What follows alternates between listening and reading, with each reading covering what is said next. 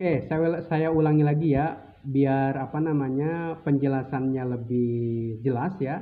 Ini ada tentang ilustrasi pengelompokan transaksi ya.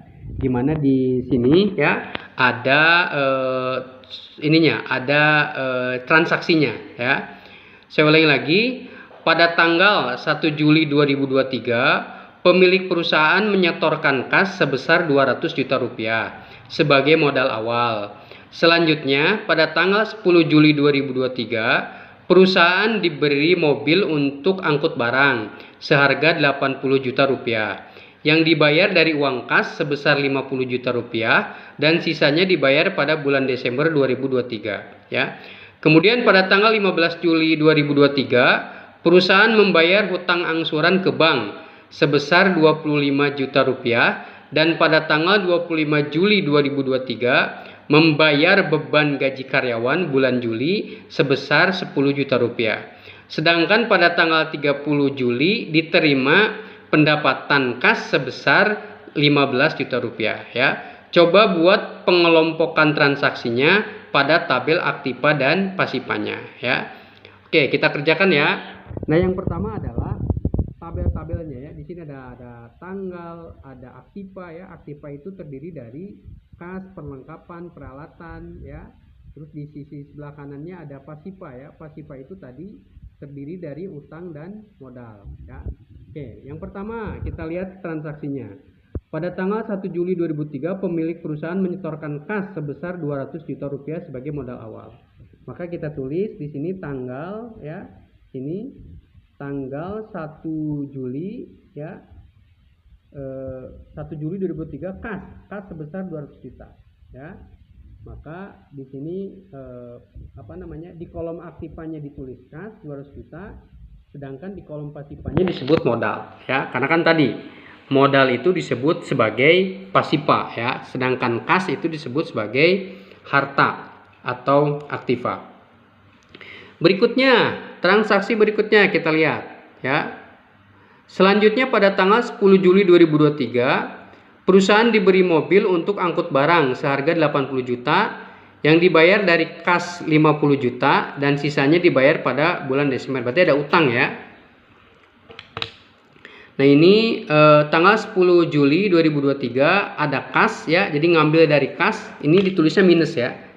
Ditulisnya minus nih, minus 50 juta. Karena kan ngambil dari kas 50 juta ya. Sedangkan muncul utang 30 juta kan tadi karena sisanya dibayar pada bulan Desember ya. Maka di sini saldo kasnya per 10 Juli tinggal 150 juta. Dari mana?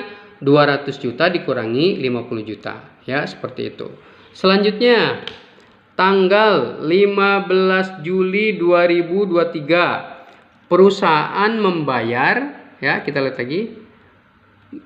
Kemudian tanggal 15 Juli 2023 perusahaan membayar utang angsuran ke bank sebesar 25 juta rupiah ya. Kita lihat lagi. Ini ada tanggal 15 Juli perusahaan membayar 25 juta ke bank ya. Maka di sini kas yang 150 juta tadi diambil 25 juta ya. Maka utangnya pun berkurang ya. Dari tadi utangnya 30 juta ya, diambil 5 juta ya. Ini bukan 500.000, 5 juta ini sisanya nih. Ini bukan 500.000 ya, tapi 5 juta. Sisanya 25 juta ya, utangnya sisa 25 juta. Yang tadi awal 30 juta ya. Berikutnya adalah pada tanggal 25 Juli 2023 membayar beban gaji karyawan ya. Bulan Juli sebesar 10 juta ya. Nah, ini tanggal 25 juta diambil lagi kas minus ya, minus 10 juta dari kas untuk gaji karyawan, maka sisa kasnya adalah sebesar 115 juta rupiah ya. Di sini tetap sama, tidak berubah ya. 5 juta ya, bukan 500.000 tadi. Terus selanjutnya adalah nih, saya biar baca di sini biar jelas. Pada tanggal 30 Juli diterima pendapatan sebesar 15 juta. Nah, kalau pendapatan itu berarti kasnya nambah ya.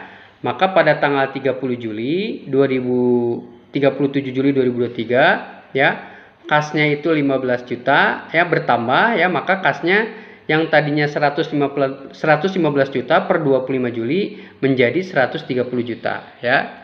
Peralatan, oh ya, peralatan ini tetap ya 80 juta. Tadi peralatan itu transaksi pada 10 Juli ya, saya kelewat ya. Tanggal 10 Juli punya peralatan tadi ya, mobil untuk angkut barang 80 juta ya, peralatannya 80 juta. Utangnya itu terakhir jadi 5 juta ya, tadi karena utang 30 juta ya, dibayar baru 25 juta pada tanggal 15 Juli 2007. Jadi sisa hutangnya adalah 5 juta ya. Untuk modal awal 200 juta ya. Ini dikurangi 10 juta tadi untuk bayar gaji karyawan ya, tinggal 190 juta lagi modalnya. Terus ada pendapatan sebesar 50 juta, maka modalnya adalah 205 juta seperti itu. Nah, di total ya, total aktiva di sini ada 210 juta. Nah, total pasifanya ada 210 juta juga. Ya, maka jika jumlah aktiva dan pasifanya sama, maka tadi dikatakan perusahaannya performanya bagus atau pencatatan laporan keuangannya betul ya. Jadi jangan sampai nanti ada kekeliruan menghitung menyimpan itu di pos aktiva atau di pos pasifan seperti itu.